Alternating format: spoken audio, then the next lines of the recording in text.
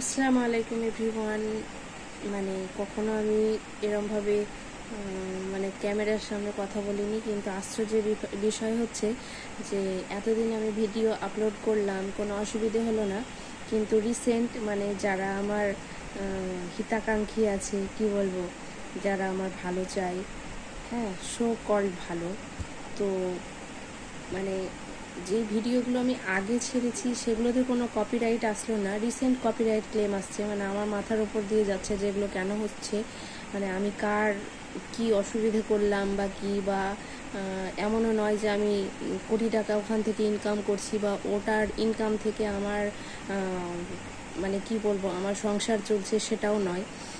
তো তা সত্ত্বেও এই ব্যাপারগুলো হচ্ছে, যার জন্য আমি তোমাদের সাথে, যারা আমার সত্যিকারের ভালো চাও বা যারা আমাকে দেখতে ভালোবাসো, তো তাদের জন্য আমি ভাবলাম যে ব্যাপারটা শেয়ার করি।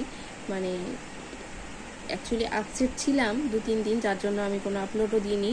কিন্তু ভাবলাম যে না, এরম থেকে লাভ নেই, কারণ ওরা যারা তোমার ক্ষতি চায় তারা তো সেটাই চায় যে হ্যাঁ, তুমি তাদের অসুবিধেগুলো যারা ক্রিয়েট করছে তাদের জন্য তুমি থমকে যাও, কিন্তু সেটা তো হতে দেওয়া যাবে না। তার জন্য ভাবলাম যে আমি তোমাদের সাথে শেয়ার করি, আর এইটুকুই বলার ছিল। ঠিক আছে।